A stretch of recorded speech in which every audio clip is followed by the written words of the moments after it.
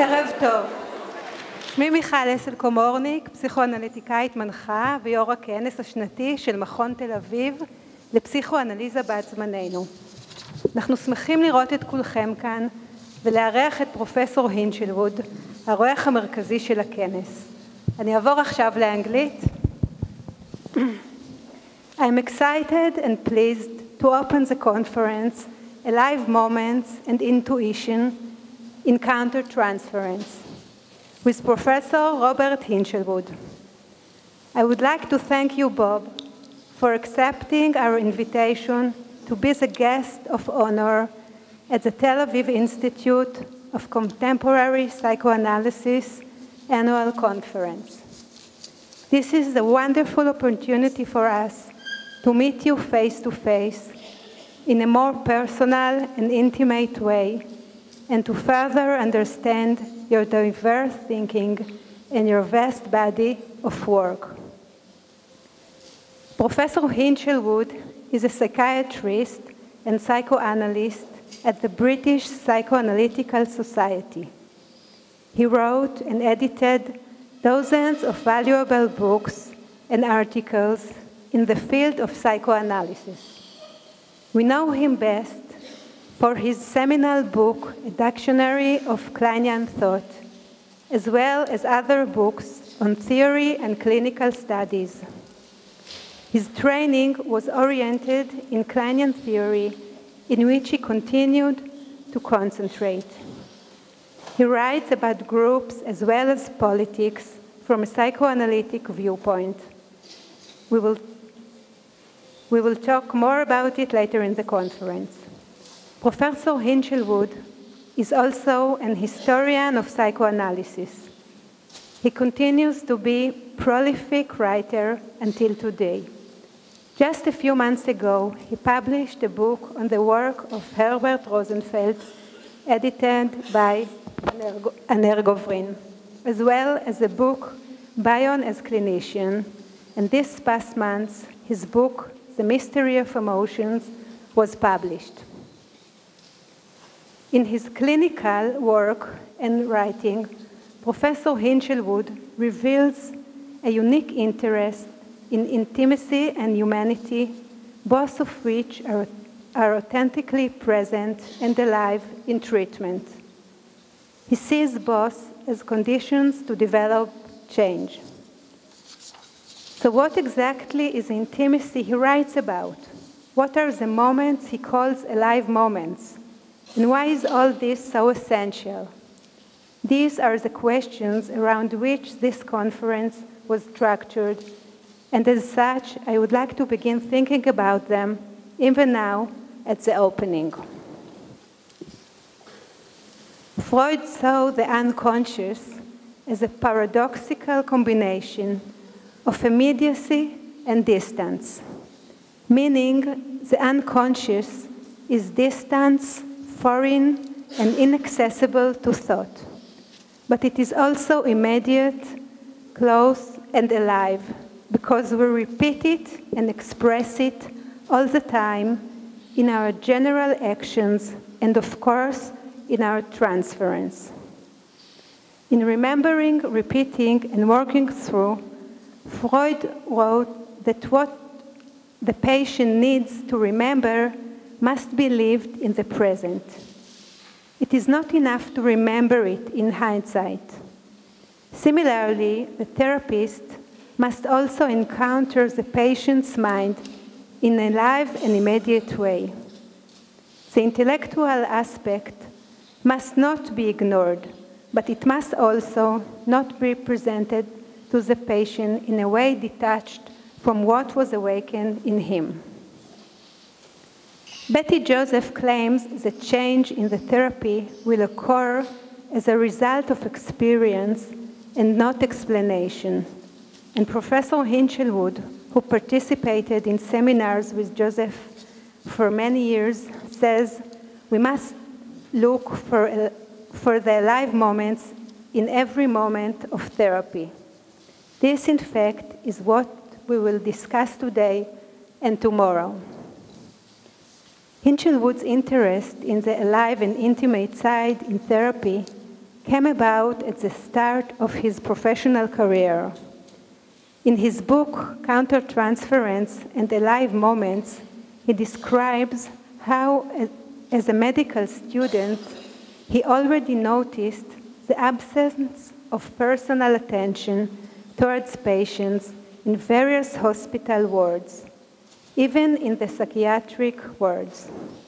When he began his training in psychoanalysis, he looked for different perspectives for mental difficulties. He assumed that psychoanalysis was supposed to incorporate listening, empathy, and tuning towards the patient.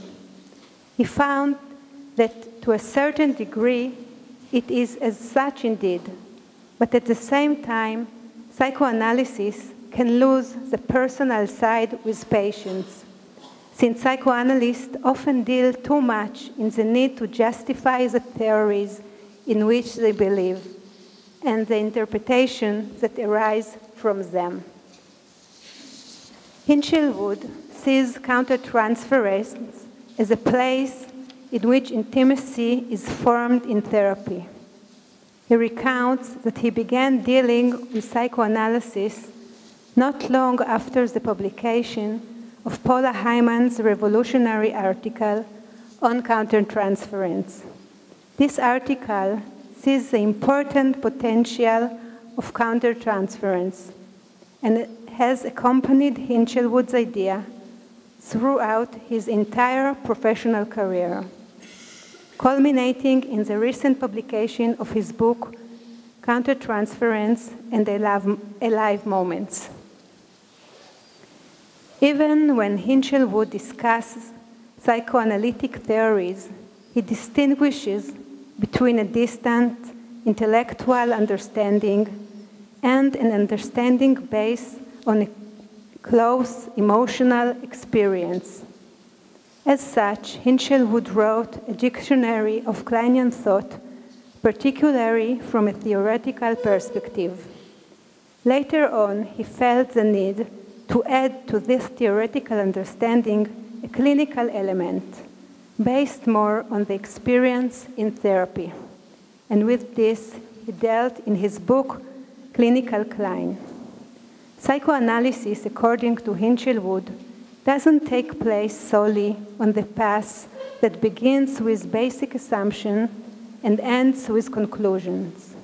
Psychoanalytic thought is unique in that it must also pass through experience, and only as such, Hinchelwood claims, the light will turn on not merely at the switch of a bottom, but only after a long walk in the dark, until, in hindsight, we will notice that something in this understanding has become familiar, and we will be able to use it in our own way. I invite you all to listen to the lecture in the way Professor Hinchelwood sees the meeting between theory and practice, and to be in touch with the internal experiences that will awaken in you all. I wish all of us an interesting and creative conference.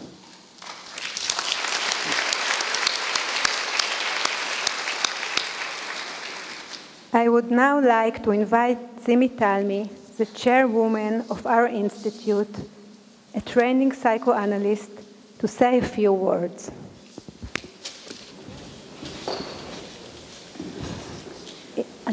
Does the Hinchelwood have the translation of the... Yes, okay. אני שמחה לפתוח ולברך את כל מי שהגיע להשתתף בכנס מיוחד זה של מכון תל אביב לפסיכואנליזה בת זמננו, הנושא את השם רגעים, חיים ואינטואיציה בהעברה נגדית, ולראות אולם מלא מפה לפה. מכון תל אביב לפסיכואנליזה בת זמננו חוגג 23 שנים להיווסדו. היו אלה קבוצה של אנשים אשר נחנו באינטואיציה טובה, שראו את העתיד והחליטו להקים מכון פסיכואנליטי נוסף שהולך וגדל, הולך ומתפתח, הוא מרחיב את קהילת הפסיכואנליטיקאים והפסיכואנליטיקאיות בארץ. תודה לכם. אני רוצה לברך ולהודות לצוות הכנס, למיכל קומורניק, יושבת ראש הכנס, אורי נוח, פרופסור אנר גוברין, הדר קמפינסקי שוויצר, דוקטור רוני קרמלי, דוקטור גרקפת אפרת לבקוביץ', תמר סיני, שעמלו ימים כלילות על הכנת כנס זה. תודה לכם.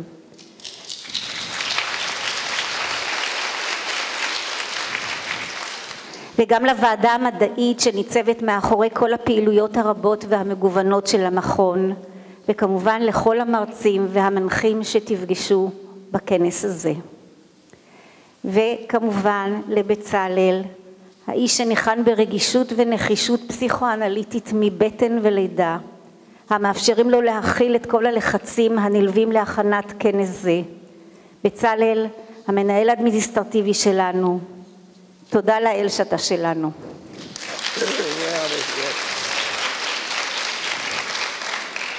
אני נרגשת על שנפל בחלקי להיות שותפה לאירוח של פרופסור רוברט הינשלווד, איש יקר, עתיר עשייה ופורה, אשר לא נח לרגע. אולם לא נוכל להתחיל מבלי להתייחס למקום בו אנו חיים, שהפך בתקופה האחרונה לזירה של מאבקים וקרבות, והחרדה מצויה בכל.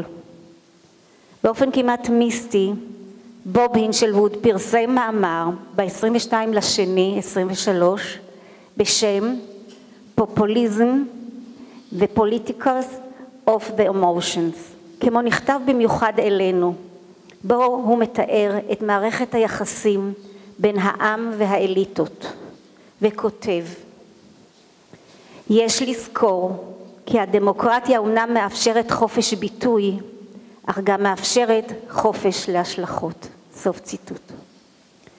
מצב עניינים זה מאתגר את הפסיכואנליזה כדיסציפלינה, שחרתה על דגלה את השאיפה להיות רלוונטית ומשפיעה, גם על התרבות, על החברה, ולא רק על מרחבי הטיפול הנפשי. האם אפשר להיות גם מטפל או מטפלת וגם אקטיביסט או אקטיביסטית? מה הערך המוסף שלנו כאזרחים בימים קשים אלה? כיצד ניתן לנטר את ערימות ההשלכות אלו לטובת התבוננות ומגע עם המציאות? ובכלל, כיצד הגענו כמדינה למקום כה קשה, מקום בו השפה קורסת אל תוך עצמה ומאבדת מיכולתה להיות ריפוי בדיבור, ובמקום רגעים חיים, כפי שהינשלווד מציין, אנו פוגשים רגעים שדחף המוות מאיים לכלותנו. אני אעבור רגע לאנגלית. Bob, for years I have followed your writing on groups and group relations and organizations. For me, you have been a role model, combining the psychoanalysis of the one and the many. This has touched me and made me feel that I am in a good company. When I read through your resume, my eye fell on the name of Isabel Menzies, with whom you trained and whose major article, Social Systems as a Defense Against Anxiety, has been a guiding light for me when working on the psychoanalysis of organizations. Thank you for combining to join us and share with us your ideas and your creative thinking. Thank you, Bob.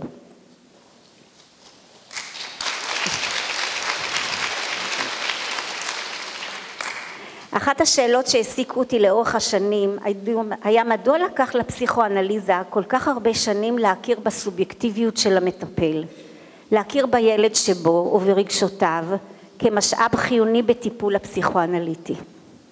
כידוע, פרויד זיהה בשלב מוקדם מאוד כי לא מודע אחד יכול לעבור ולהשפיע על הלא מודע של הזולת.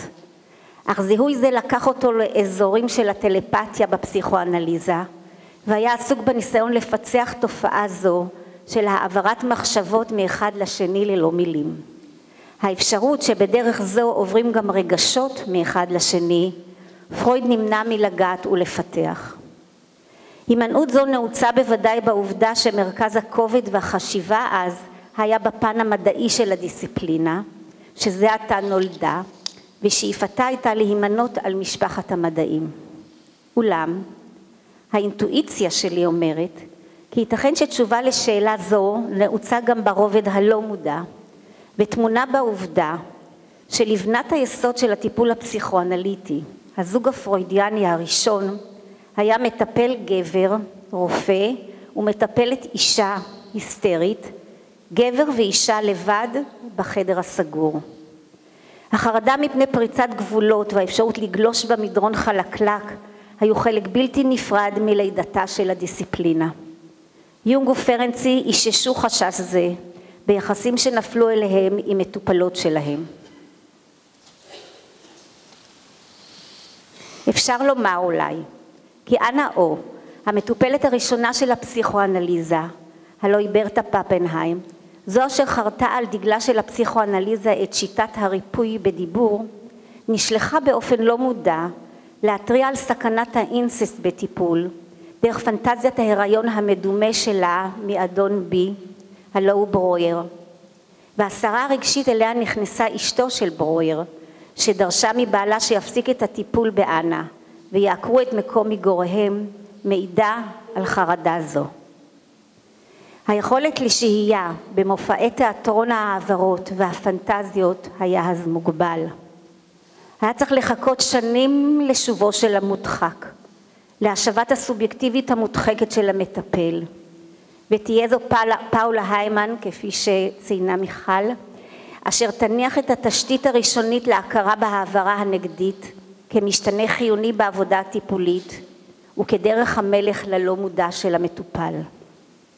ואשר שנים רבות היה קבור ומודחק בירכתי הלא מודע וחיכה לשעת כושר או לאישה אמיצה שתניח לשולחננו את רגשות המטפל ותראה בו מהות טיפולית מרכזים. רגעים, חיים ואינטואיציה בהעברה נגדית, זה שמו של הכנס. בחיפושי אחרי הגדרת המילה אינטואיציה מצאתי כתוב בינת הלב, השראה, ידיעה בלתי אמצעית, חדירה לנשמת הדברים מתוך הערה פנימית. העולם הפנימי, האנושי, מוכר בעיקרו על ידי הסתכלות פנימה, על ידי אינטואיציה, מה שהעברי קורא לו בשם רוח הקודש. אני חושבת שהפעם הראשונה שפגשתי את האינטואיציה היה כאישה צעירה בניסיון לקבל מתכון מסבתי. כל מאמצי לקבל כמויות עלו בתוהו. אז כמה מלח שאלתי? ככה וככה הייתה מראה לי ביד, לפי ההרגשה. אלברט איינשטיין נטען כי הדבר היחידי בעל הערך הוא האינטואיציה. מעניין היה לדמיין חילופי מכתבים בין פרויד לאיינשטיין לגבי השאלה מה זו אינטואיציה, כאנלוגיה לחילופי המכתבים שהתרחשו ביניהם לגבי השאלה למה מלחמה. אז איינשטיין ופרויד לא נמצאים כאן איתנו, לעומת זאת נמצא איתנו בוב הינשלווד, אשר איתו נוכל להתכתב על נושאים חשובים אלה. מאחלת לנו יום מעשיר, חוקר ומלמד. תודה.